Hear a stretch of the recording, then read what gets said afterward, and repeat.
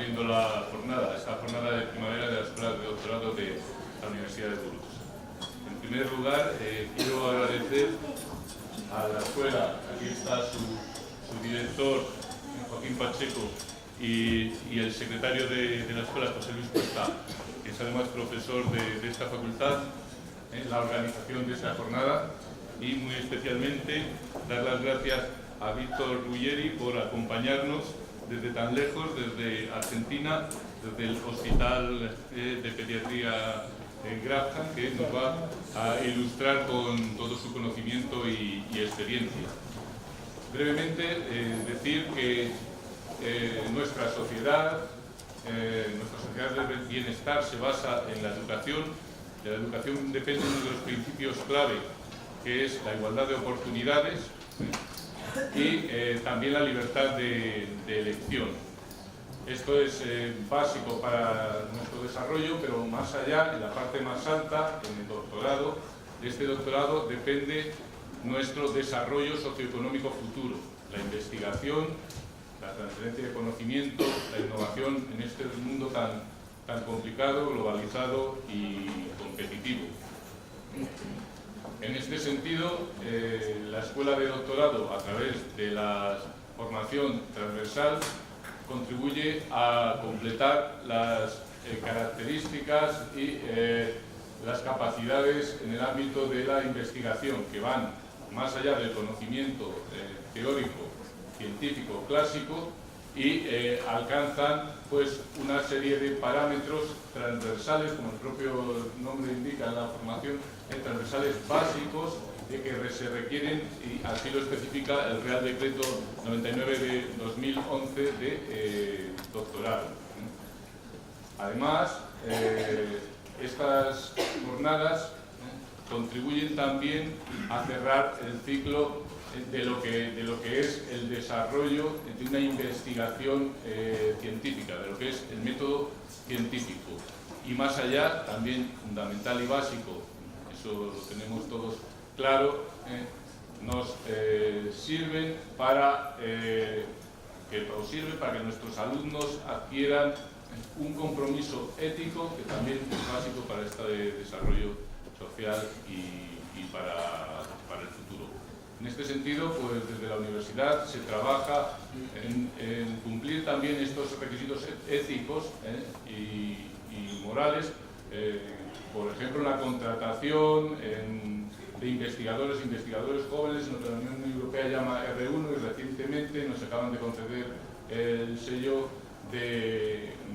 al HRS4R, que es Human Research Strategy for Researchers, es la estrategia de investigación y contratación de investigadores, nos lo ha concedido la Unión Europea por el esfuerzo en esta línea de contratación, en esta línea de establecer un ámbito de investigación básicamente desde el punto de vista ético, más allá también de todos los requisitos instrumentales y de todas las infraestructuras y también de formación de personal que debe tener la universidad. Sin más, doy la palabra al director de la Escuela de Doctorado, Joaquín Pacheco. Muchas gracias, vicerrector.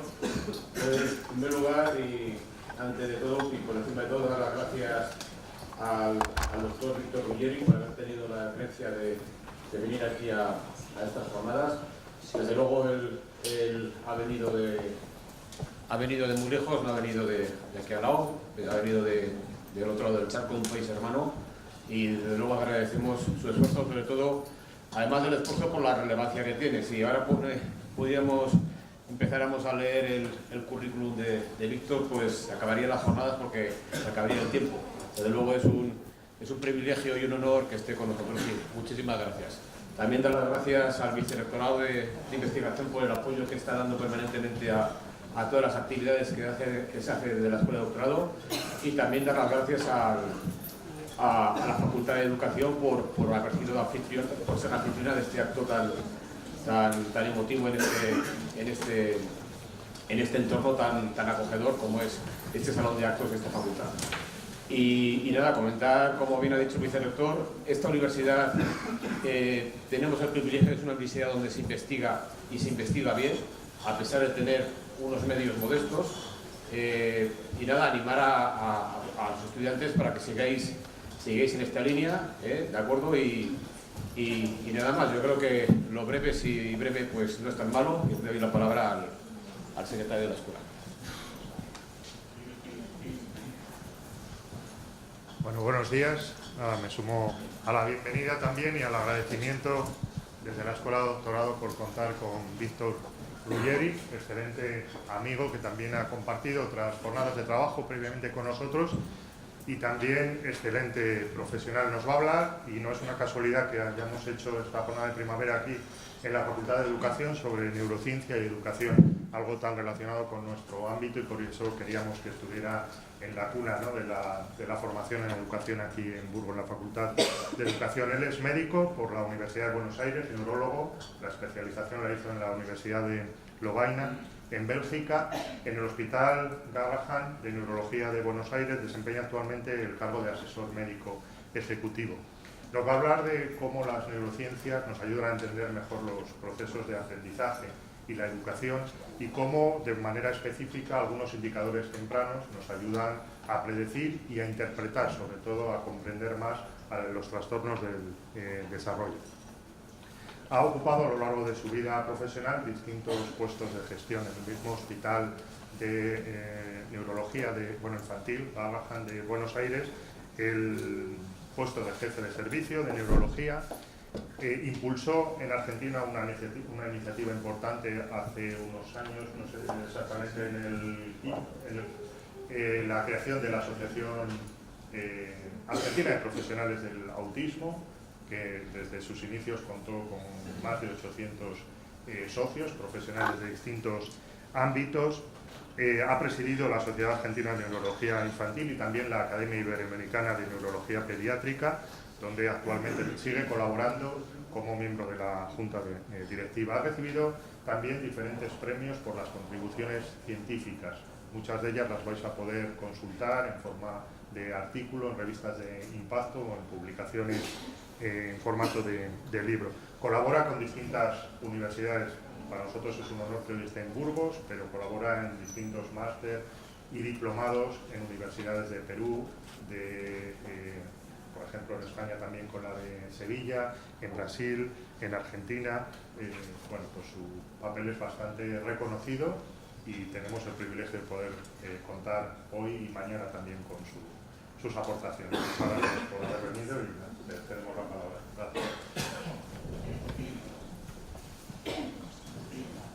Bueno, antes de empezar mi charla y mi conferencia, no se vayan, porque realmente quiero agradecerle a cada uno de ustedes, darme el espacio de compartir esto con ustedes.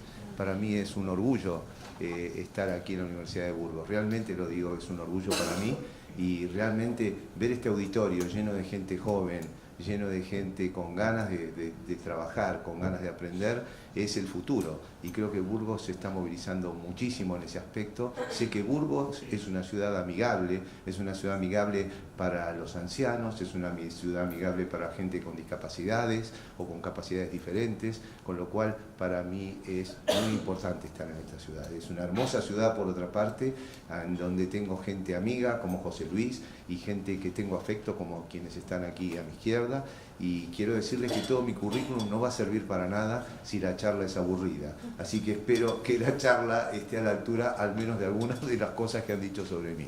Yo les agradezco mucho y en un ratito nada más comenzamos mi charla con muchísimo gusto. Gracias.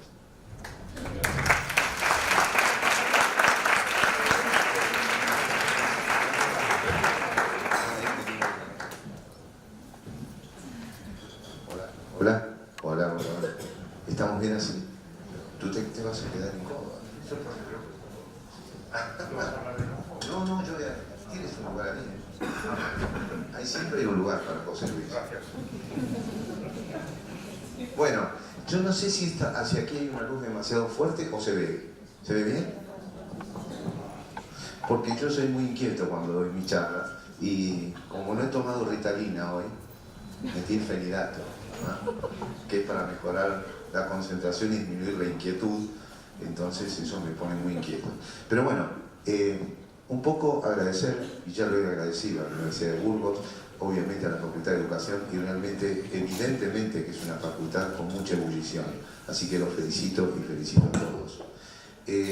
Por un lado, en realidad mi conferencia o mi charla, ustedes me avisan cuando falten 10 minutos. ¿De cuánto tiempo dispongo para esta charla?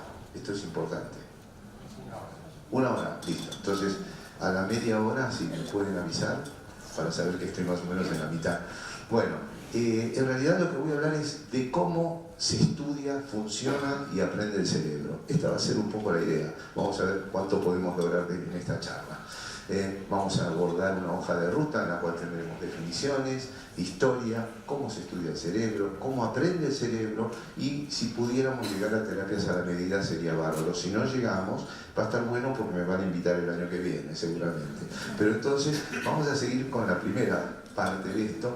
Y esto es un poco largo, no crean que todas las imágenes y los diapositivos van a ser tan largos, pero me parece importante hablar sobre qué son las neurociencias. Las neurociencias son un conjunto de disciplinas científicas que estudian la estructura, la función, el desarrollo, la bioquímica, la farmacología y la patología del sistema nervioso. Y cómo interaccionan ellas con sus diferentes elementos, dando lugar a las bases biológicas de la conducta y el aprendizaje. En el más alto nivel de las neurociencias se combinan con la psicología para crear la neurociencia cognitiva. Y si analizamos esto, la neurociencia cognitiva se basa en el estudio científico que une disciplinas tales como la neurobiología, la psicobiología y la propia psicología cognitiva. Por lo tal, las neurociencias ofrecen un apoyo a la psicología con la finalidad de entender mejor la complejidad del funcionamiento mental. Ahora bien, ¿qué es educación?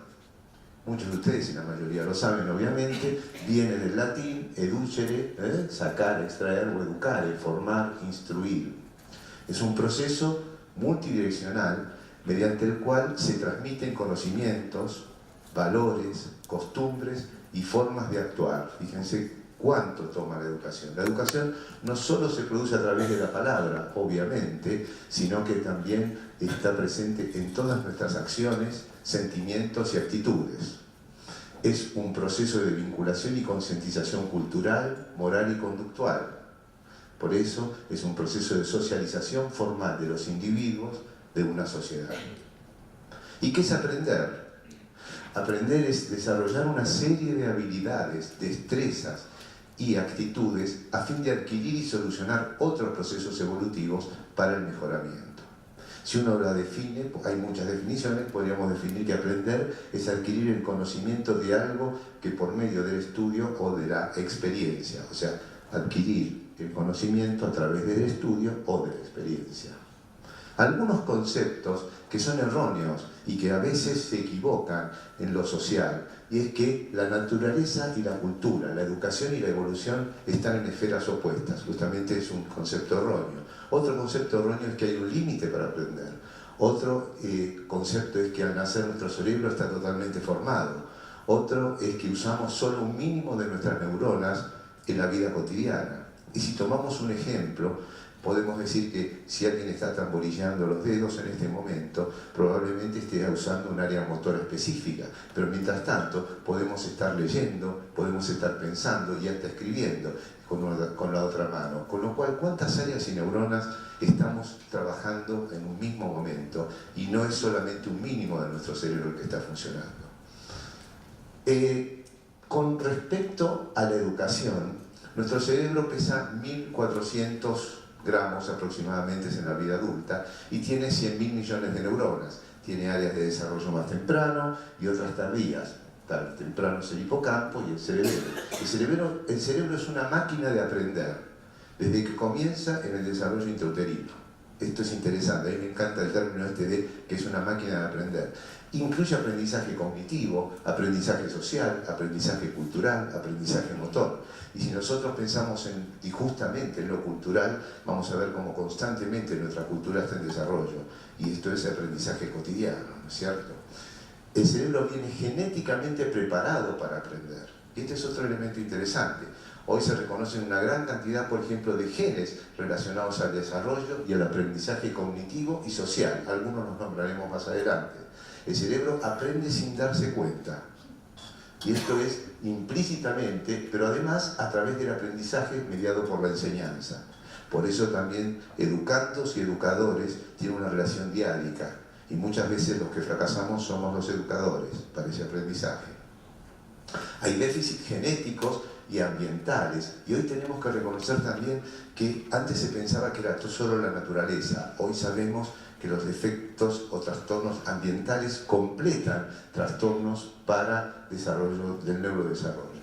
Esto es interesante porque, por ejemplo, en el autismo nosotros podemos hoy en día saber exactamente que hay muchos factores genéticos sumados a los ambientales.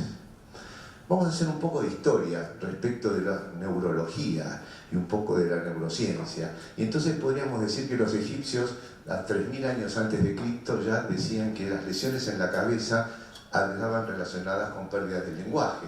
Describieron el trastorno emocional llamado luego histeria por los griegos y lo atribuían a una mala posición en el útero, por lo cual fumigaban la vagina como tratamiento. En Babilonia, en el 2200 a.C., se desarrolló el denominado Código de Hammurabi, que era un manual de ética y asepsia.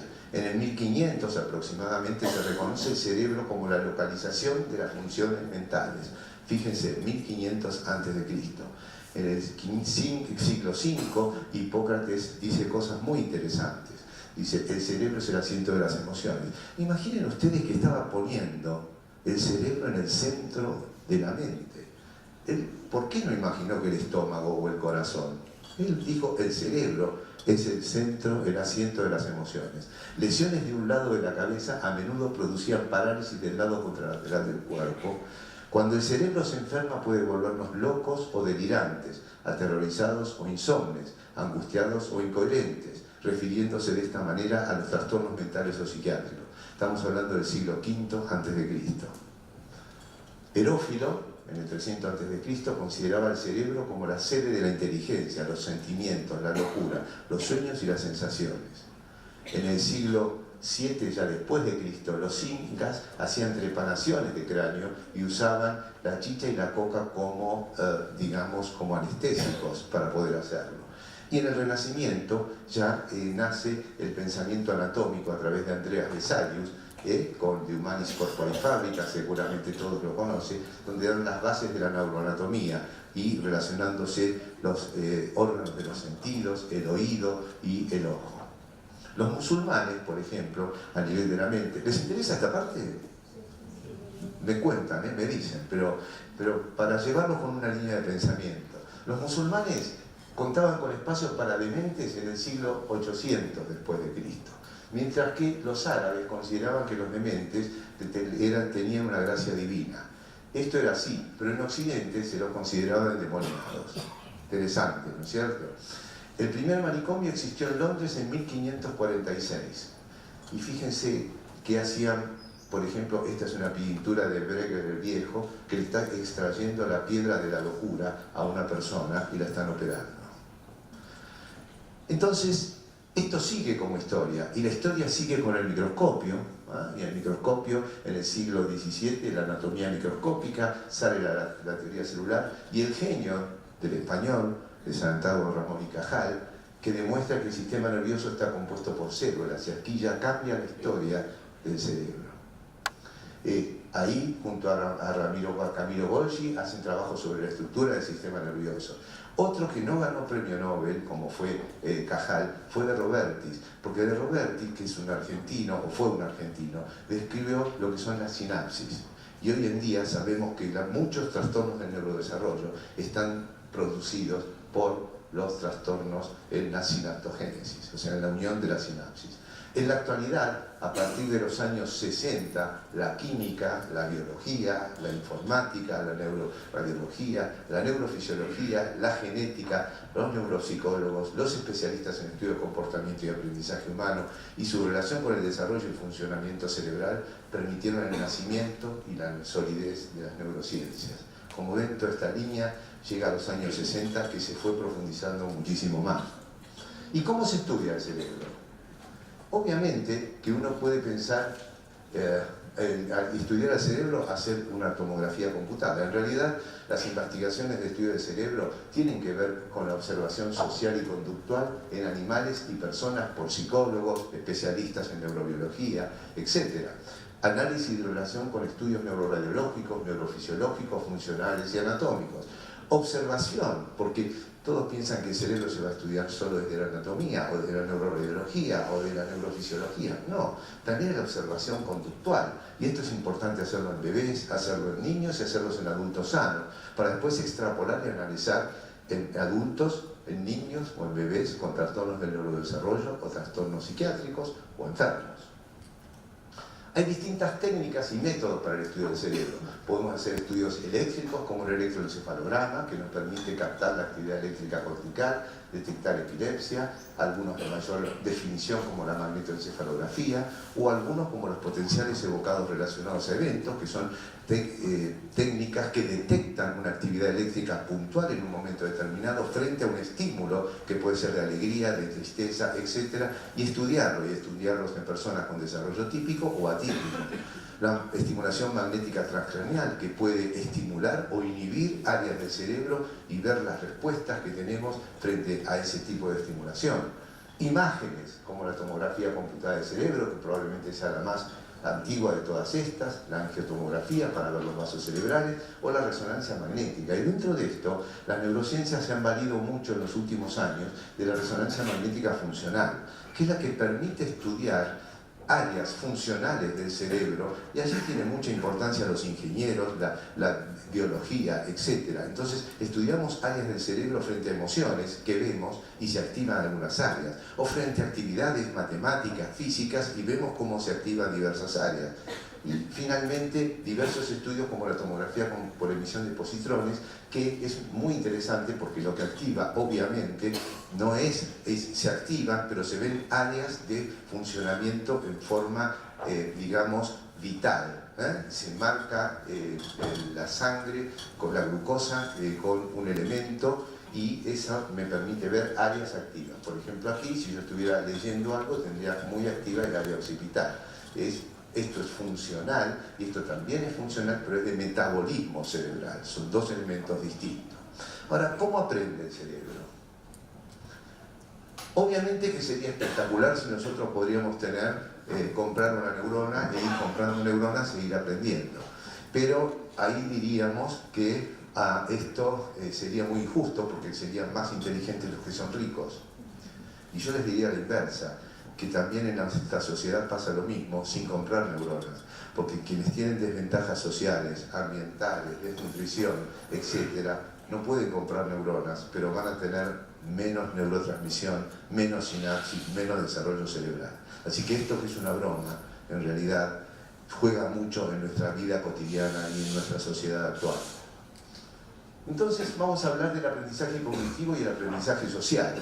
Pero cuando uno va a hablar del aprendizaje cognitivo y del aprendizaje social, debería saber que primero existen etapas y periodos sensibles para el aprendizaje. O sea, uno aprende en distintas etapas distintas cosas, y hay áreas que están más sensibles que otras. Y esto está relacionado a la plasticidad del cerebro. ¿Y qué es la plasticidad? La plasticidad es la capacidad del cerebro de ser modelado por la experiencia y responder y adecuarse a una injuria. Es interesante porque desde que estamos en la panza de mamá estamos activando nuestra plasticidad cerebral y desarrollando neuronas y dendritas. En la primera infancia, por ejemplo, hay un incremento espectacular en el número de sinapsis, de conexiones sinápticas, o sea, la unión entre neuronas. Y esto va haciendo redes neuronales. Estos periodos críticos son fundamentales porque ahí se desarrolla el cerebro. Y justamente el enriquecimiento ambiental, y es lo que hablábamos del Mandial 3300, si yo no tengo un enriquecimiento ambiental, si yo no tengo un ambiente rico en amor, en cuidado, en afecto, en alimento, etc., probablemente el enriquecimiento ambiental no sea bueno. Y aquí los estímulos ambientales permiten un mayor número de conexiones neuronales. Y Tendremos, por ejemplo, el ejemplo de la corteza visual, que tiene un rápido desarrollo sináptico, muy rápido, pero esto es así porque desde que nacemos estamos viendo y estamos estimulando nuestra visión, lo más temprano y lo más rápido, y hasta los 10 meses tiene un gran desarrollo y después disminuye, mientras que la corteza frontal, que es la que va a estar muy relacionada a nuestras emociones, a nuestro manejo social, a nuestra impulsividad, a nuestra atención, etcétera, y a nuestra planificación, como ven aquí, a la organización, decisiones, emociones, tiene un desarrollo más tardío en la pubertad y en la adolescencia, es donde se limita o se desarrolla, porque allí tenemos lo que se llama la poda neuronal. Algunos, ayer estábamos en una conferencia y decían la degeneración del sistema nervioso es en la adolescencia. Bueno, nosotros en Argentina a los varones le decimos la edad del pavo, porque entran en una etapa que es comprensible finalmente, es comprensible porque hay una etapa como de poda neuronal, como stop y reorganización del cerebro. Muy interesante lo que pasa en la adolescencia. Ahora, si yo tomo algún ejemplo, podríamos decir que los niños nacen con la habilidad de reconocer rasgos de caras. A los pocos días miran más a la cara de su madre que la de la otra persona.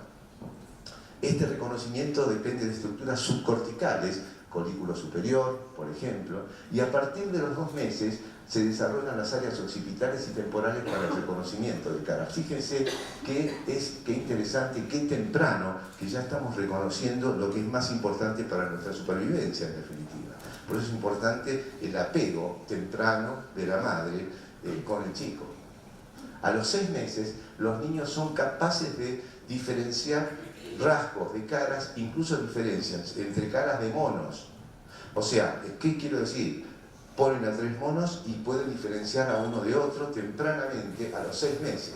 Pero lo interesante es que a los 9 meses el sistema se ajusta solamente a lo más habitual. ¿Por qué? Porque tiene que ahorrar energía.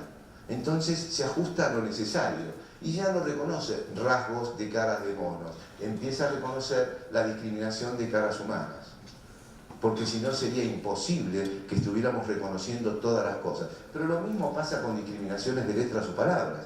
De hecho, con la música se sabe que hasta los 9 meses los chicos pueden tener una capacidad de reconocer tonos distintos de una melodía que no tienen que ver con esa melodía original. Y esto es con cómo reaccionan frente a eso, y después vamos a ver alguna imagen sobre esto. Por ejemplo, hay para la plasticidad, los mejores ejemplos son los que se hacían con los gatos al tapar un ojo al nacer. Y si uno le tapa el ojo al nacer, hay un deterioro grave de las conexiones neuronales y quedan con ceguera sin recuperación. Ahora, en gatos adultos la situación no es la misma. Como dijimos, a los 10 meses la zona occipital estaba formada, con lo cual se puede recuperar en algo a los 10 meses. Ahora, si este periodo falta estímulo, si fue menor la falta de estímulo, obviamente que la recuperación va a ser mejor. ¿Qué quiero decir con esto?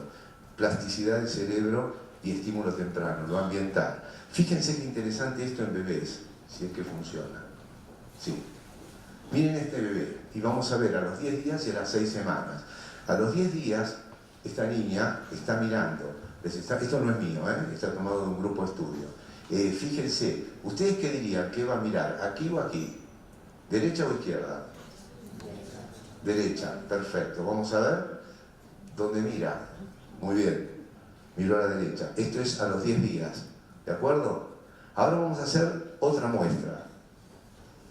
Terminamos de mostrar esto y vamos a mirar esto. Para quienes conocen la prueba, no digan. A ver, ¿hacia dónde mira ahora? ¿Hacia acá o hacia acá? ¿Derecha o izquierda? Derecha. Bueno, vamos a ver. Mira a la izquierda. ¿Y por qué mira a la izquierda? ¿Saben por qué mira a la izquierda a los 10 días? Es muy simple, porque a los 10 días nuestra visión no es tan definitiva como esta. Cuando ella está mirando el contraste de caras, de sombras. ¿Se dan cuenta? Por eso miraba la otra imagen. No es que no veía. Ahora bien, si nosotros le pedimos que mire a las 6 semanas de vida, ¿dónde piensan que va a mirar? A la izquierda. ¿Por qué va a mirar a la izquierda? Porque ahora sí ya su diferenciación no tiene que ver con sombras, sino más con los rasgos y con las definiciones de las caras. Estos periodos sensibles son muy interesantes porque ustedes saben que si nosotros operamos tempranamente las cataratas congénitas, el futuro va a ser mucho mejor para el reconocimiento de caras que si las operamos más tardíamente. Lo interesante es que si se operan temprano o se operan más tarde, todas llegan a ver, pero cuando se operan más tarde lo que se compromete es el reconocimiento de rasgos. Fíjense cómo se va afinando el desarrollo del cerebro y los neurotransmisores y las redes. O sea, no es que no vamos a reconocer caras, vamos a ver, nos operen un poco antes o nos operen un poco después de las cataratas congénitas. Pero cuando nos operan más tempranamente, vamos a tener la posibilidad de reconocer rasgos distintos. Y no es menor para lo social. Bueno, estos son trabajos de Pascual Leone interesantísimos, en donde personas que se les tapaba durante una semana los ojos y se les hacía leer braille, esto en plasticidad también, activaban área occipital, o sea, tocaban el braille y activaban el área occipital, como si estuvieran viendo lo que escribían. Al destaparle los ojos, después de una semana, y ver, aunque tocaran braille, ya no activaban el área occipital, solamente la activaban mirando. ¿Está claro lo que quiso demostrar? Esto es la capacidad de adaptación del cerebro.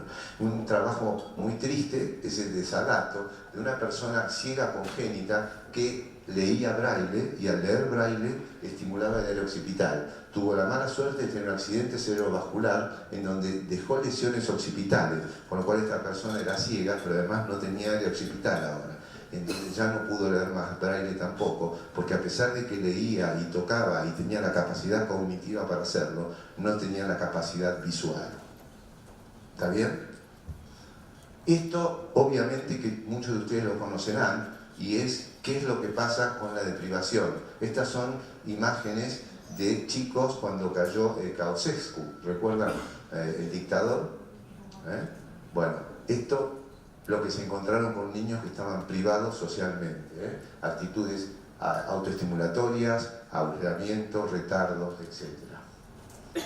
Vamos a hablar entonces un poco del aprendizaje cognitivo y, por ejemplo, matemáticas. Con las matemáticas nosotros podemos hacer cálculos exactos y capacidad de estimación. Un concepto erróneo es que los niños no tienen concepto de número. Y fíjense este bebé de 6 meses. Fijan la atención en lo no posible y el concepto de más o menos. Y nuevamente tenemos aquí a nuestra amiga. Fíjense lo que pasa ahora.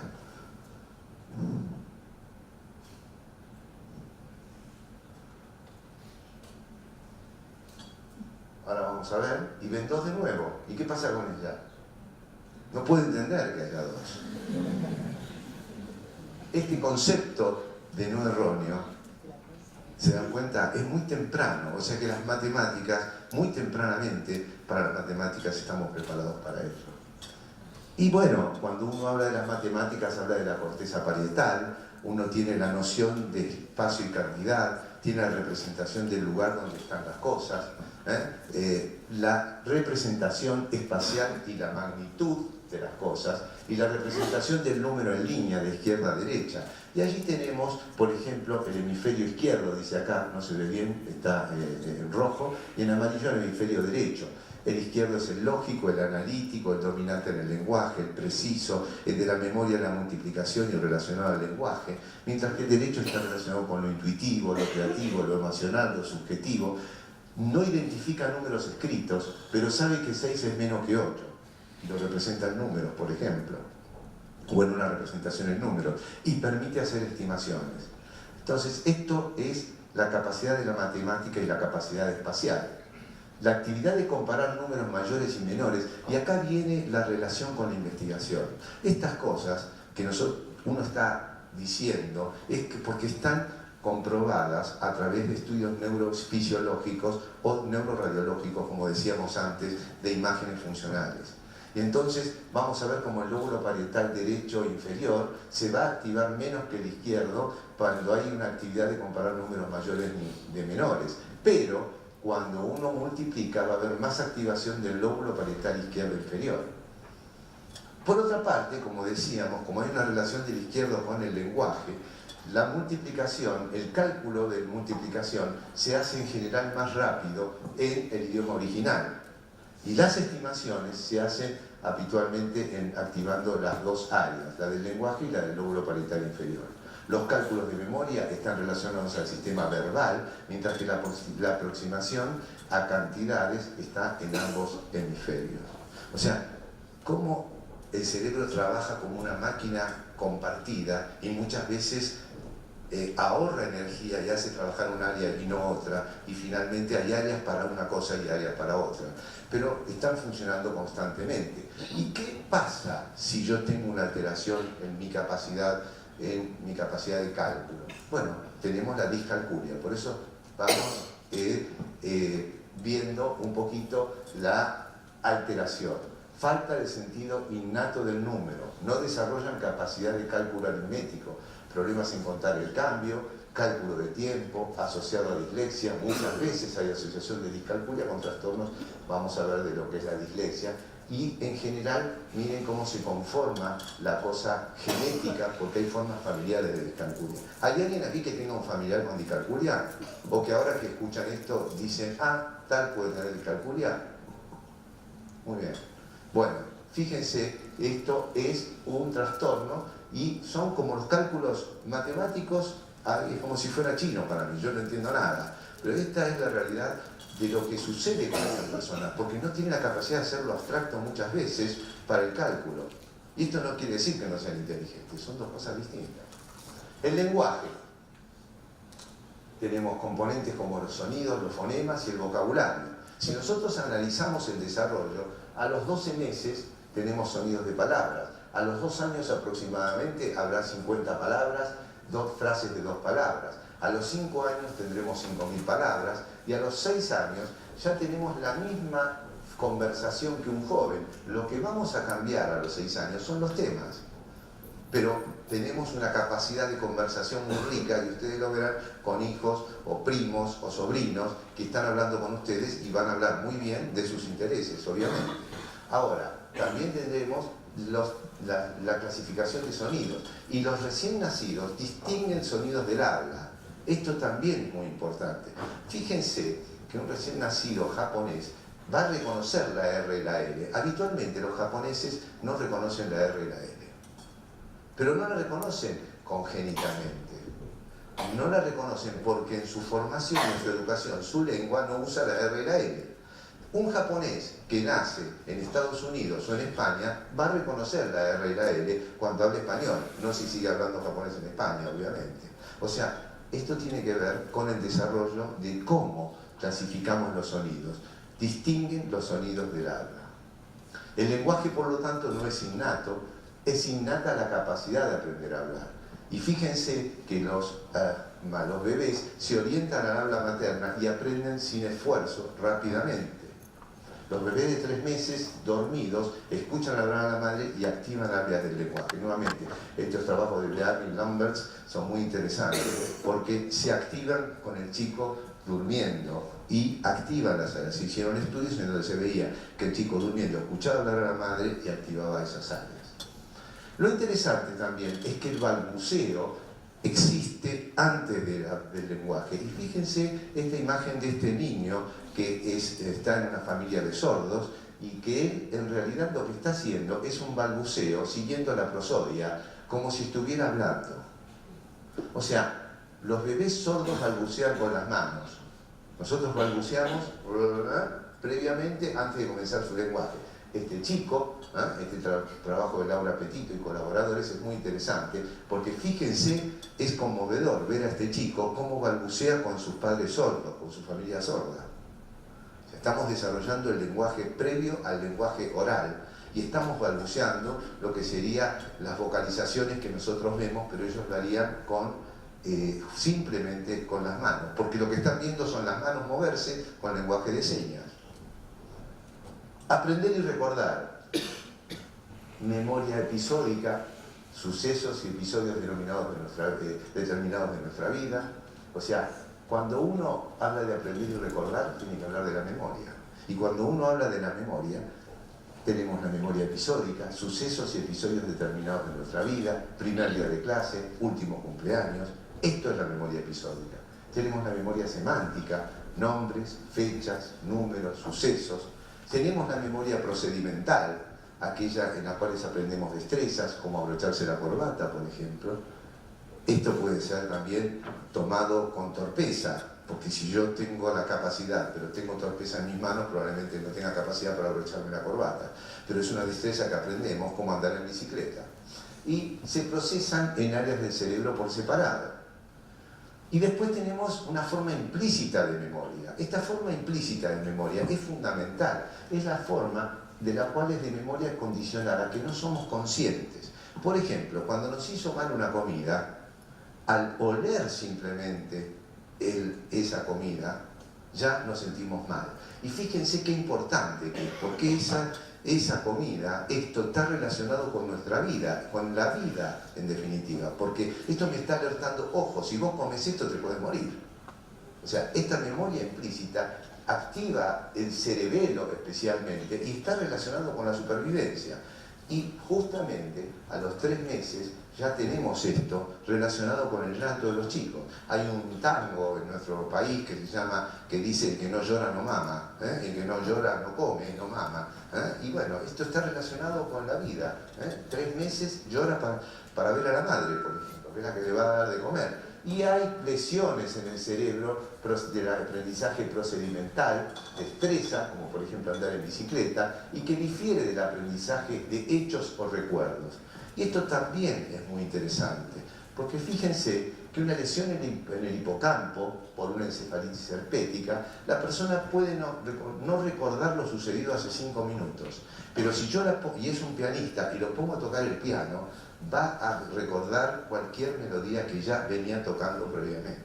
Con lo cual, aquí no puede formar nuevos recuerdos. O sea que hay un compromiso de hechos y de memoria episódica, pero puede aprender nuevas destrezas. ¿Y por qué puede aprender nuevas destrezas? Porque aquí no tenemos comprometidos los ganglios de la base, que están intactos. Y a la inversa de una encefalitis en el lóbulo temporal, si yo tengo una enfermedad de Parkinson, lo que tengo es compromiso en los ganglios basales. Hay una buena memoria de hechos episódica, o sea que voy a seguir aprendiendo cosas, pero tengo una deficiencia para aprender nuevas destrezas. Y ustedes dirán, bueno, ¿esto cómo se estudió? De la misma manera, obviamente, con psicólogos, con especialistas cognitivistas, y además con personas con desarrollo típico y personas con dificultades o con lesiones. Y entonces se hacían tomografías por emisión de positrones, las que les conté yo, que servían para ver cómo funcionaba el cerebro en forma activa a través del funcionamiento de las imágenes rojas, ¿recuerdan? Que veíamos el cerebro y su activación. Y por ejemplo, cuando se aprenden destrezas, se activan los ganglios de la base, no el hipocampo, que era el que estaba más relacionado con los recuerdos. Mientras que cuando hacíamos presenciar nuevos hechos, se activaba más el hipocampo y no los ganglios de la base. O sea, de aquí pasamos de lo típico, de lo normal, a través de la tomografía por emisión de positrones, y después se estudiaban las formas anormales de lo que estaba pasando en cada área. O sea, observaban la persona, observaban el déficit y después observaban las imágenes funcionales. ¿Está claro? ¿Voy muy rápido? ¿Vamos bien? Memoria de trabajo. Se desarrolla desde el primer año de vida con el desarrollo total en la adolescencia.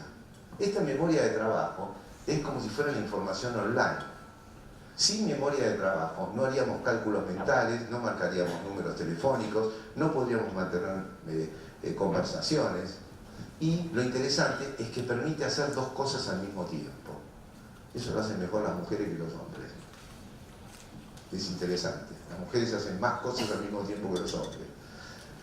Y la memoria de trabajo permite hacer 2 cosas a la vez, como les decía, y hay pruebas nuevamente con PET-CAN de funcionamiento cerebral, de metabolismo del cerebro, donde se activa más el cerebro, en donde personas hacían 2 cosas a la vez.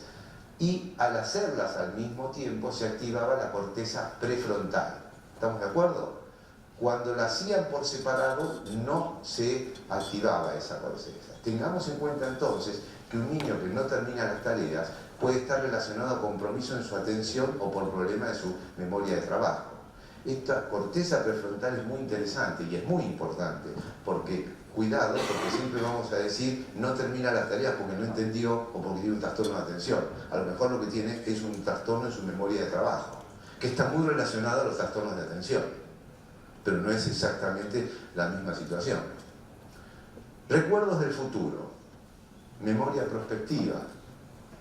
La memoria prospectiva es la que nos permite recordar que tenemos que hacer algo mientras estamos haciendo otra cosa. Eso nos sucede muchas veces. Uy, ahora que salgo tengo que ir al banco, por ejemplo. Entonces, esta memoria, hay distintas pruebas, pero fíjense qué interesante y cómo nos lleva más tiempo y más desgaste.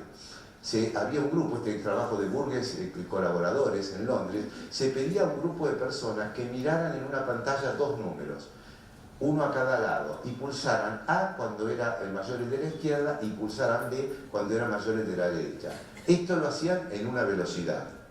Pero si yo agregaba, o ellos agregaban a los dos números una tercera indicación, era que si los dos números eran iguales, apretar a la barra espaciadora, justamente lo hacían, pero lo hacían más lentamente. ¿Por qué? Porque tenían que estar pensando una cosa más. Por eso, en la medida que nosotros agreguemos situaciones a nuestra memoria de trabajo, es probable que nuestro cerebro gaste más energía y nos lleve más tiempo. Porque aquí tenían que estar atentos, aunque los dos números fueran distintos y no tuviera que usar la barra espaciadora, llevaba más tiempo, porque habíamos agregado una premisa más. En esta memoria prospectiva, lesiones frontales no recuerdan la segunda tarea, y esto es lo interesante. O sea, y estos estudios se comprobaron también a través de imágenes de tomografía por emisión de positrones, en donde habitualmente la activación de la corteza frontal polar ante el pensamiento de hacer algo a futuro. Es como un despertador interno. Entonces, ¿qué quiero decir con esto? Que si yo, además de estar haciendo dos tareas, alguien me pide una tarea al mismo tiempo y yo tengo una disfunción en el área prefrontal, como ya se había estudiado que esta área es la relacionada, este despertador interno no va a funcionar adecuadamente y va a lentificar mi tarea de trabajo, mi tarea, por ejemplo, de estudio. ¿Está claro? Gracias por la respuesta rápida. Me hace sentir muy contento y veo que están muy conectados. Bueno, memoria de sucesos, memoria episódica. Memoria episódica son sucesos que recordamos nosotros como actores o testigos. A ver, el ejemplo típico es cuando se cayeron las Torres Gemelas, donde estábamos cada uno de nosotros. Probablemente casi todos recordemos qué pasó porque fue una cosa mundialmente muy terrible, ¿no es cierto? En los bebés existe la memoria implícita de la que no recuerdan constancia de la adquisición de la información. Esto sería la amnesia infantil. O sea, ¿qué quiero decir con esto? Que nosotros hasta entre los 3 y 4 años no vamos a tener memoria episódica. Pero nuestras madres, nuestras abuelas nos van a decir: vos a los 2 años decías mamá, papá, y te caíste un día y lloraste y te golpeaste la cabeza. Y yo me voy a creer que me lo acuerdo. Pero en realidad no tengo capacidad de recordar eso. Lo que voy a hacer es haber metido en mi mente esa memoria que no es episódica, porque mi cerebro no está preparado, entre los 3 y 4 años recién está preparado para recordar esa memoria episódica. ¿Está claro? Esto no quiere decir que los hechos desagradables que nos puedan pasar en los primeros años de vida no vayan a marcarnos para toda la vida. ¿Está claro? ¿Sí? Bueno, entonces, la memoria episódica tiene áreas activadas, nuevamente, el hipocampo y la corteza frontal, y los niños de hasta 3 años son incapaces de recordar cómo han aprendido algo. Esto es lo que les estaba diciendo previamente. Y a partir de los 3 años recuerdan mejor los hechos episódicos, cuándo y cómo sucedieron. O sea que aparece más tarde, pero también es la primera en debilitarse. En los ancianos, lo primero que vamos a perdiendo es la memoria episódica. Por eso que una persona muy anciana puede estar diciendo constantemente tal cosa que ya la repitió, y ya me la dijiste, y ya me la dijiste. ¿Está claro? Bueno, por ejemplo, no tiene que ver con la semántica, porque esto tiene que ver con lo que le digan. Y, por ejemplo, recordar quién es el presidente lo van a poder recordar. Bueno, esto es simplemente un videito chiquitito que es para mostrar lo que pasa con la amígdala y el hipocampo. Trastornos de memoria en la infancia pueden notarse tempranamente, trastornos del desarrollo de la memoria. Por ejemplo, es interesante, se sabe que los bebés prematuros que han recibido oxígeno van a tener en general el hipocampo más pequeño. Y si bien ese grupo de chicos estudiados por Berskandum tenían un CI normal y funcionaban bien en la escuela, no recordaban lo que habían comido el día anterior. O sea que esto es importante para recordar qué, quién y cuándo alguien dijo algo. Y esto es interesante porque podían saber cuál era la capital de un país, por ejemplo, que tiene que ver más con la memoria semántica. Y la memoria semántica está relacionada a los hechos, ecuaciones, matemáticas, fechas históricas. Podemos aprender qué desayunamos sin haber desayunado. Un poco lo que le contaba antes, a los 2 años, lo que nos dijeron a lo largo de 2 años que habíamos hecho a los 2 años y que estamos convencidos que lo recordamos como episódico. Podemos recordar acontecimientos sin haberlos vivido. Y esto es allá otra área del cerebro, el lóbulo temporal y la corteza entorrinal.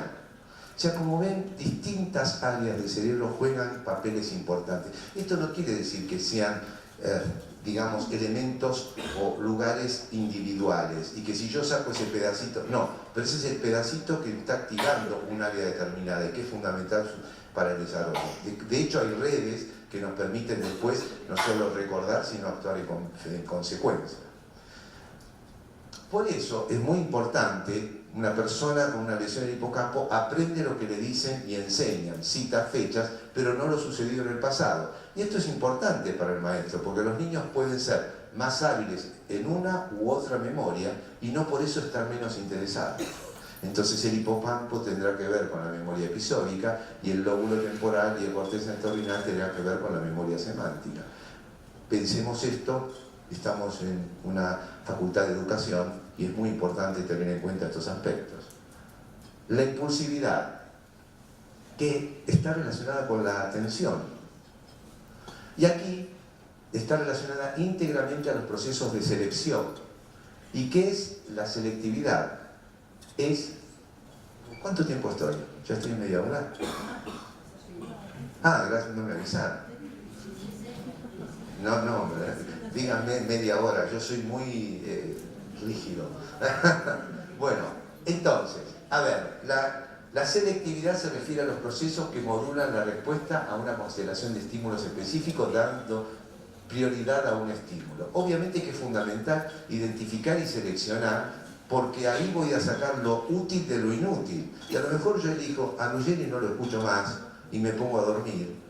O al revés, sigo escuchando a Ruggeri a pesar de que tengo sueño, o me pongo a pensar en otra cosa. Lo interesante es que todo lo que sucede para que nosotros seleccionemos y las funciones conductuales de selección tienen que ver con distintas etapas de la atención, la orientación, la mirada, el filtrado, la búsqueda. Si ustedes ven, si yo les dijera a ustedes, miren hacia esa pared, los estoy orientando. Focalicen la atención en el cuadro que hay en esa pared, pues imaginen, estaríamos en la mirada. En ese cuadro hay un barco, estaríamos filtrando. Y en ese barco hay una señora con un sombrero blanco, estaríamos haciendo la búsqueda, puntualizando el elemento en un atributo específico. Todo esto sucede instantáneamente y imaginemos que un niño puede tener cualquiera de estos trastornos o cualquiera de estas dificultades, lo que alteraría su aprendizaje porque alteraría su atención. Y inhibir la respuesta prepotente va a estar muy relacionado al lóbulo prefrontal. Y esto es fundamental. Yo les voy a mostrar este video. Y esto está hecho con una golosina. A ver si entra el sonido. Bueno, el sonido no se escucha, pero no sé por qué. No importa. No importa. Lo que yo les quiero mostrar, está bueno cuando se pone el sonido aquí porque la música acompaña. Pero lo interesante es que les están diciendo a estos chicos que le dan una golosina y le dice que si ellos pueden tolerar esto sin comer y puede esperar un rato, posteriormente le van a dar una segunda golosina. Es la capacidad de esperar, de inhibir la conducta prepotente. ¿Estamos de acuerdo? Entonces vamos a ver cómo cada chico, qué curioso, no sé. A ver.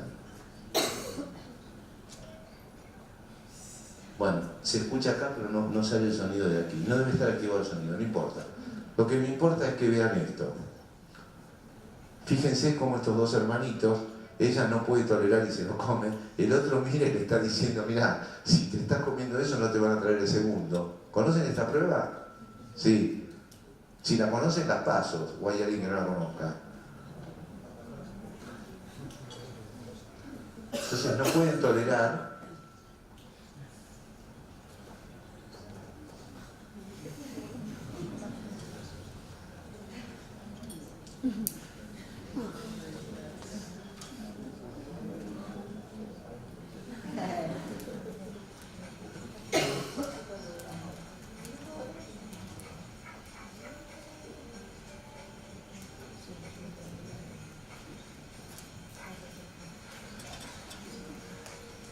Fíjense, de muy temprano, esto es un trabajo de la Universidad de Columbia, de Mitchell.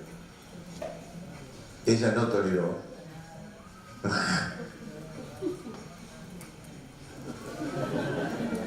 Ella comió un pedacito.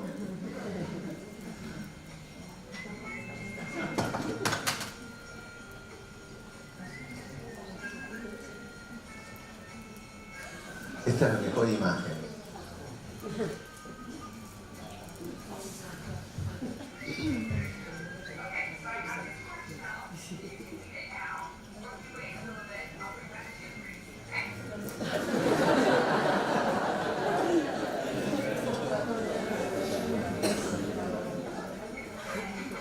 Comí un pedacito aquí.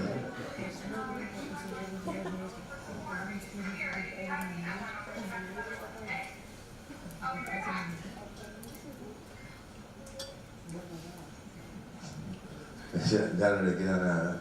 Dice que está esperando también.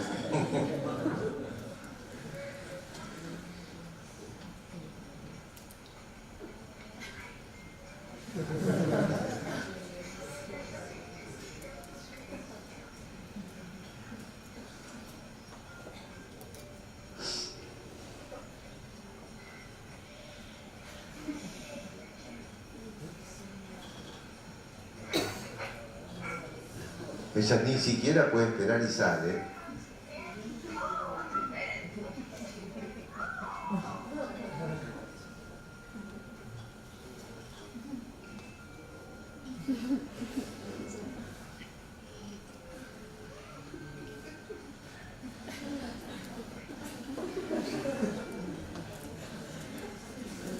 Bueno, cada uno hizo una historia y podemos seguir viendo esto y vamos viendo cada vez más. Esta es muy inteligente.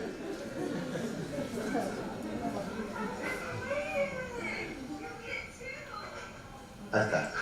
Bueno, como ven, tuvimos una serie de situaciones, esto puede seguir y hay muchas cosas muy graciosas, pero lo importante es saber qué pasó con esos chicos tardíamente. Y ustedes miren qué interesante, que si uno puede pensar en otra cosa, uno tiene la capacidad, pensando en otra cosa, de evitar hacer eso. O sea, ¿qué hace? Inhibe la conducta prepotente, y eso lo maneja el lóbulo prefrontal. Ahora, lo interesante es que a los 18 años, el 33% no supieron esperar y fueron los más indecisos, más aislados socialmente, más inmaduros, más inseguros y con más problemas de aprendizaje. Y los que pudieron frenar sus impulsos, el 66%, fueron mejores alumnos, con más habilidades sociales, mayor tolerancia a la frustración y más seguros de sí mismos. Con lo cual es interesante, porque esto fue muy temprano estudiado. Nos permite planificar el lóbulo prefrontal y nos permite activar el sistema maestra-alumno de recompensa. No solamente el alumno activa la recompensa, se activa la recompensa. La maestra, y esto pasa con las madres de niños con autismo, las madres de niños con autismo no reciben la recompensa de su propio hijo al estímulo social o al estímulo emocional. Y esto es muy duro y genera una menor sensación de recompensa en la madre también. Con lo cual la conducta de esa madre no es la misma. Y no porque sea una madre refrigeradora, y no porque no sea sino porque no está recibiendo la recompensa que merece y que tiene y que da. ¿de acuerdo? Y lo mismo pasa, y fíjense que es activa y es dual, y es de ambos lados, o sea que la recompensa maestra-alumno también es así. Cuando una maestra se siente frustrada con su alumno, tampoco ella tiene una recompensa, y no va a dar la recompensa adecuada a su alumno. Voy a ser rápido con esto de lo social. Esta es una imagen muy interesante. Si alguien tiene que hablar de empatía y de una imagen hermosa, esto es de Brasil. Uno diría que habrá sido en alguna cueva en Europa o en África, y esto fue descubierto hace unos 6-7 años en una cueva en Brasil, este dibujito que tiene miles de años y que se están dando un beso dos personas, ¿no es cierto? Y bueno, el cerebro social y la empatía. Muy rápidamente lo voy a hacer. ¿Cuánto tiempo me queda? ¿10 minutos? Bueno, y después me van a tirar con tomates, como hacen habitualmente.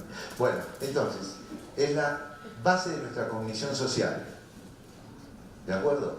Disfunciones de un circuito generan déficit que comprometen nuestras habilidades sociales.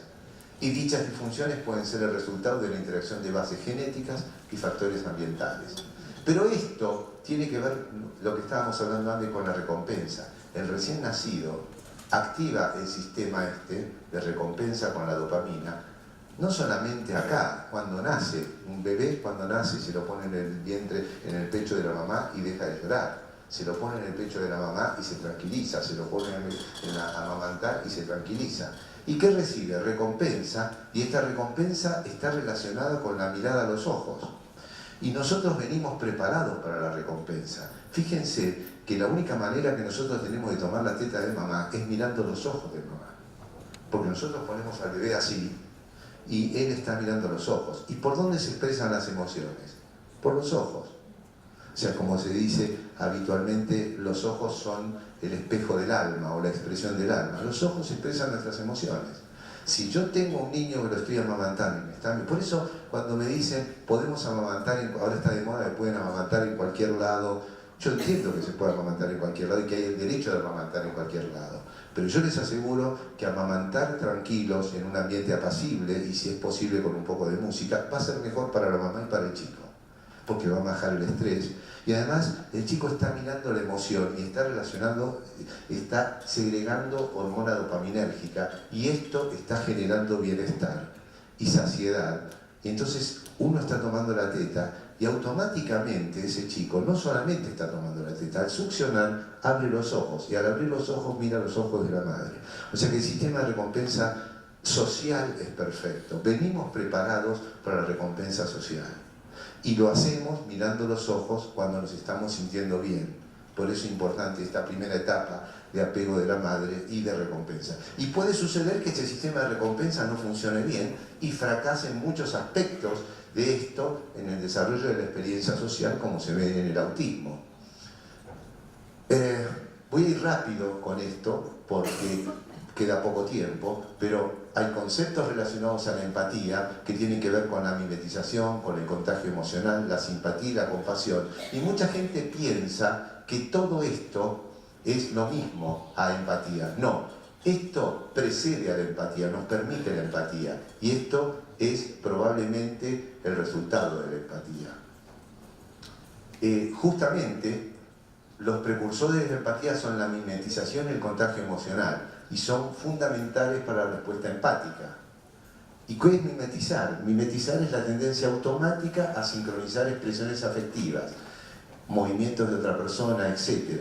Se han hecho estudios, por ejemplo, de colocar electrodos en la cara de una persona mirando a otra persona con llanto. Y si bien la persona que observa que tiene puestos los electrodos no está llorando, capta pequeñas contracciones de los músculos de llanto, de la misma manera que lo está mirando aunque no esté llorando. O sea, ahí estamos desarrollando inconscientemente una sensación de corporizar el sentimiento y lo estamos metiendo nosotros mismos. Este trabajo interesante de la Universidad de San Francisco nos muestra además esto de la mimetización, porque uno puede preguntarse si realmente esto tuvo que ver, es aprendido o es congénito. Fíjense que hacen un trabajo en Matsumoto en las Olimpiadas especiales con ciegos y con las comunes. Y fíjense que estas personas que no veían desarrollan la expresión facial de llanto o de tristeza, aún sin haber visto nunca la tristeza o el llanto. O sea, hay algo que interno nuestro que tiene que ver con esta situación de expresión. Por eso uno se pregunta si es innata o se aprende, y es probable que se estimule a lo largo de la vida, pero hay cosas que vienen con nosotros. También el contagio emocional. Ustedes verán, y aquí no les va a costar mucho después de mi charla, ya de 50 minutos, pero esto es contagiarse emocionalmente. Fíjense este orangután que no está mirando otro orangután, está mirando una imagen de un orangután bostezando. Y ahora van a empezar a bostezar ustedes, seguro. Pero él mira esto.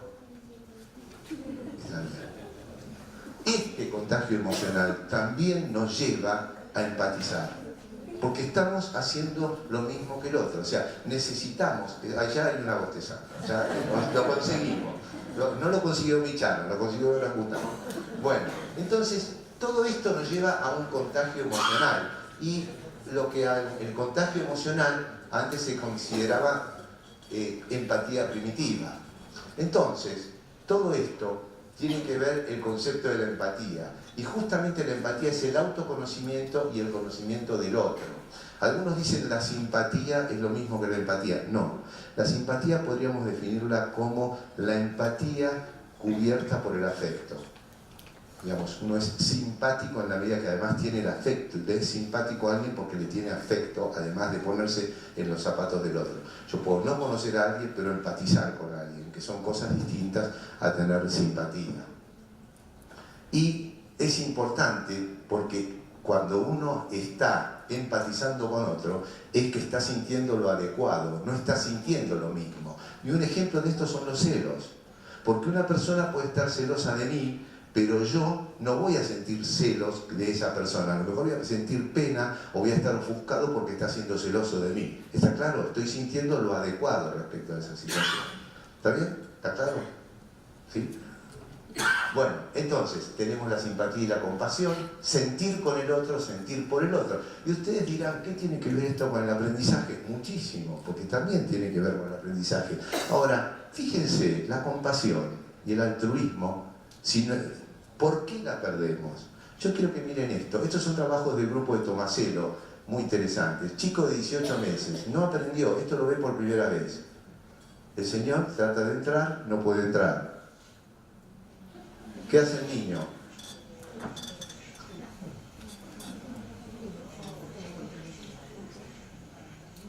A los 18 meses, este chico se pudo poner en los zapatos del otro. Otra vez, el mismo niño. Bueno, debe pensar este hombre es un torpe, le pasan todas. Está prácticamente sin poder caminar, él recién aprende a caminar. Incluso prefiere gatear, llegar, levantarse y entregarle el broche, como no sé cómo se llama aquí. O sea, esto es empatía. Esto es lo que nos genera la empatía, la compasión. Podemos seguir, son muchos videos. Simplemente él puede entender todas estas cosas. ¿Ok?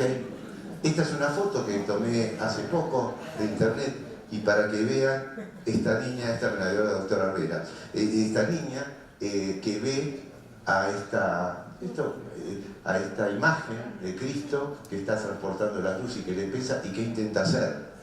Y es una niña pequeña. Digamos, me parece que los grandes estamos en falta, porque esto es capaz de hacerlo un niño, ¿no es cierto?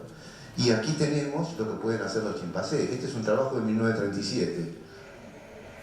Ustedes miren aquí estos dos chimpancés, cómo tratan de avanzar y cómo se ayudan uno a otro, porque lo que quieren lograr es que les lleguen las bananas. Entonces se come la banana. Pero acá hay una cosa más interesante. Ellos dos están comiendo bananas, pero este empieza a no tener más ganas de comer bananas. Y ahora van a ver, ¿conocen esta imagen? No, fíjense. Entonces este otro ya no tiene ganas de comer banana.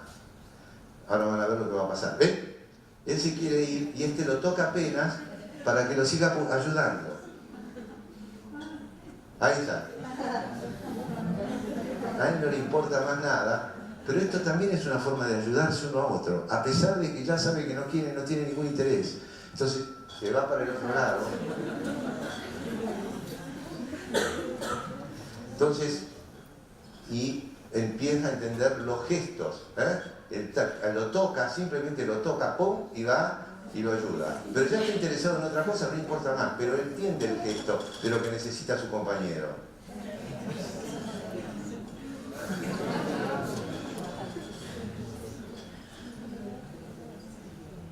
Y ahora llega la banana,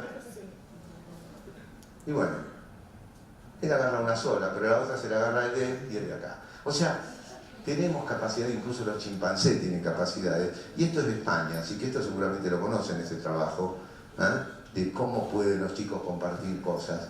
Y fíjense, les están diciendo en este momento que tienen que esperar un rato y que mientras van a esperar, pues no sale el sonido, por eso se los cuento, mientras esperan que se coman un sándwich. Entonces ambos chicos, y le van dando esto a cada uno.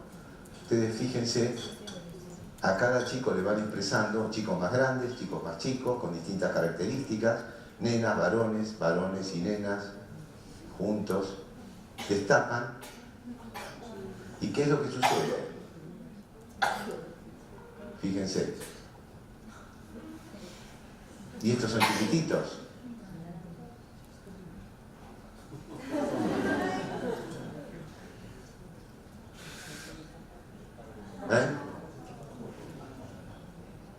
Ninguno se le ocurre comérselo solo. Esto no es que están enseñando.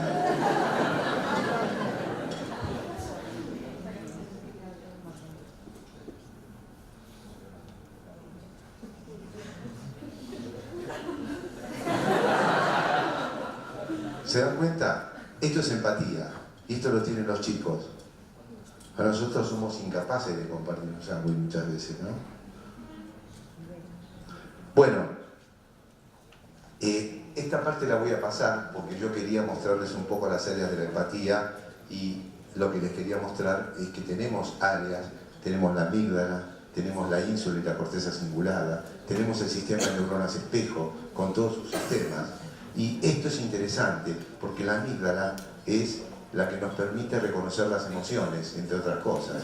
Y las emociones son las que se manifiestan por el comportamiento. Por ejemplo, si alguien nos molesta o nos cruza el auto mal, nos levantamos y le queremos romper la cabeza.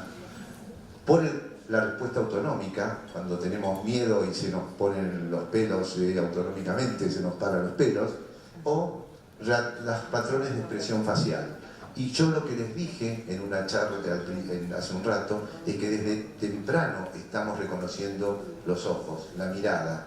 Desde que nacemos miramos a los ojos. Entonces, esto es fundamental porque los patrones de expresión facial nos permiten entender al otro y nos permiten entonces responder adecuadamente. Y esto está relacionado con la amígdala, la ínsula, etc. Y los patrones de expresión facial, nosotros podemos ir interpretándolos y viendo a cada uno de ellos y entendiéndolos. Como ven, esto nos va a permitir saber en qué situación estamos. Y esto es lo que nos permite también saber de los riesgos, pero también entender al otro. Y entender al otro es fundamental para poder actuar adecuadamente. Si no podemos entender al otro a través de distintos aspectos y distintos estudios, simplemente, por ejemplo, aquí cómo se activa la amígdala ante la cara de temor y cómo se desactiva cuando hay cara de temor, nos permite reconocer las emociones y esto nos permite una respuesta social adecuada. Esto es una imagen funcional. Una persona está mirando caras y se activa más con la... Imaginemos que no se activa adecuadamente y bueno, no haremos una buena respuesta empática. Por eso se sabe que a nivel social las personas con autismo tienen menor activación del sistema de la amígdala, de comprensión, de emociones. Nos permite una respuesta social adecuada. Y bueno, me voy a apurar para esto. Hay otros circuitos, la ínsula, que nos permite interiorizarnos a nosotros mismos, y el sistema de neuronas espejo, que es un sistema que nos da la capacidad imitatoria, y fue inicialmente estudiado en monos. O sea, en neuronas espejo son aquellas que nos permiten, al ver algo, activar nuestro mismo sistema de neuronas, pero al 50%. Para no entrar en demasiada profundización del tema, voy a dar dos ejemplos de los sistemas de neuronas espejo que están en distintas áreas del cerebro. Nos permite aprender de ensayo y error, pero nos permite saber cómo corporizamos una situación. En los hombres, en un partido de fútbol, lo van a entender muy bien. Hay 7 varones en una fila, va a hacer un tiro libre un jugador y va a patear el tiro libre. Viene el tiro libre y le pega la pelota aquí, en el bajo vientre, en los testículos, al jugador. ¿Qué hacemos nosotros que estamos mirando el partido? A ver, digamos la verdad. Pero no lo sentimos nosotros. Lo que pasa es que lo que sentimos fue la sensación corporizada, o sea, nuestras neuronas espejo se activan al 50% de que si nos hubiera pasado.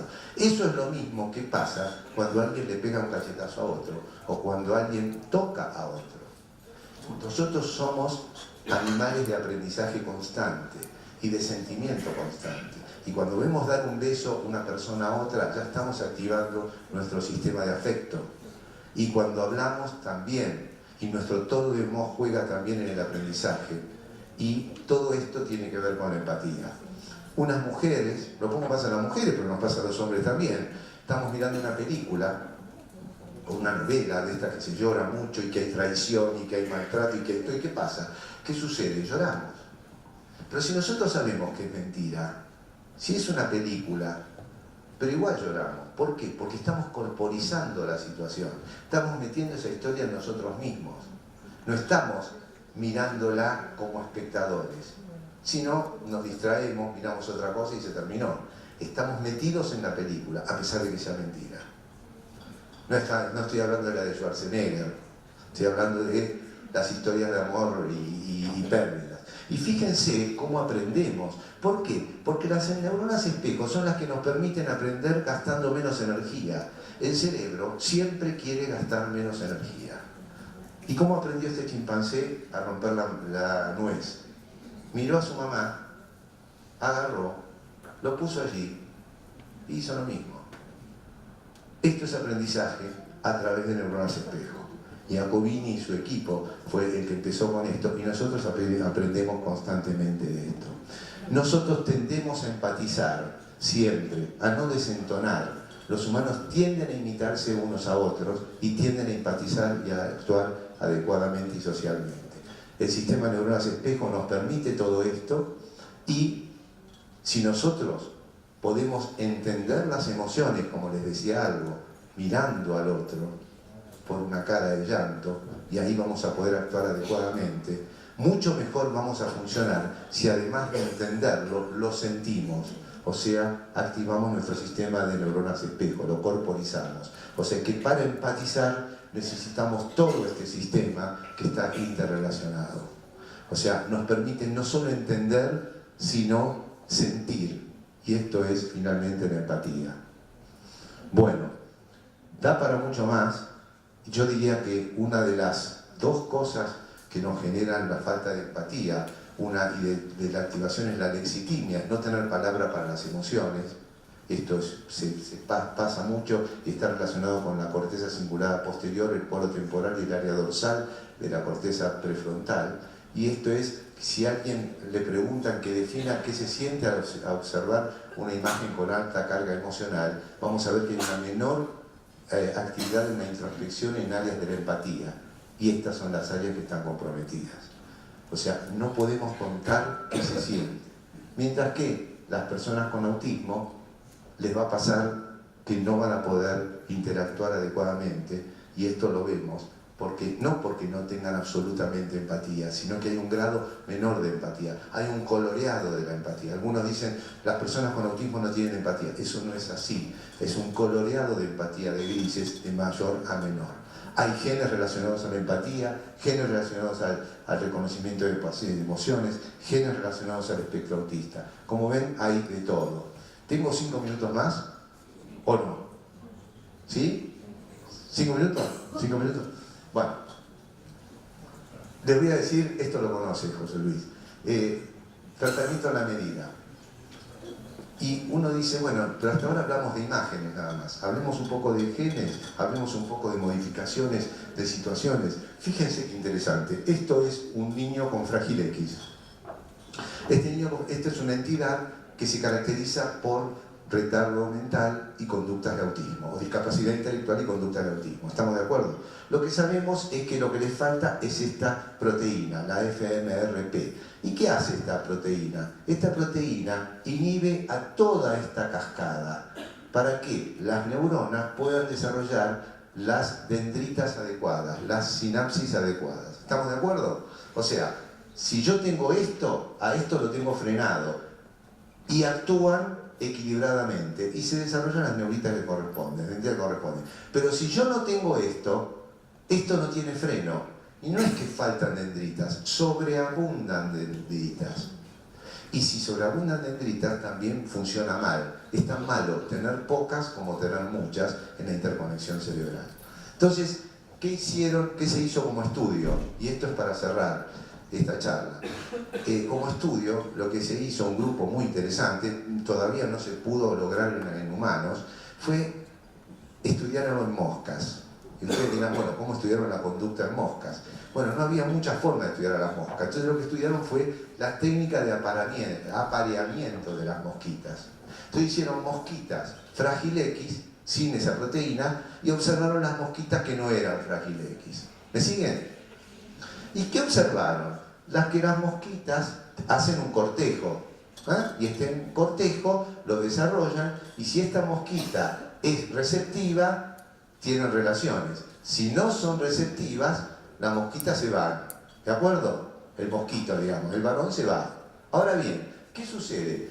Cuando tiene frágil X, o sea, fíjense la imaginación de esta gente, ¿no? Ir a estudiar el cortejo de la mosquita. Bueno, lo que observaron es que estos dos aprendían, pero el frágil X eran los insistentes. Y ustedes, todas las mujeres acá deben de conocer insistentes, que son como mosquitas que zumban. Bueno, el concepto era, estas mosquitas volvían porque aprendían pero no recordaban lo adecuado. Entonces, ¿qué hicieron después? Bloquearon, recuerdan que yo les dije que una forma era, esto se venía así y esto no estaba bloqueado. Entonces, ¿qué hicieron? Bloquearon esto. ¿Está bien? Entonces, lo que hicieron es como si hubieran puesto de nuevo esta proteína. No pusieron la proteína, bloquearon esto. Y al bloquear esto, volvieron a hacer el cortejo común como correspondía.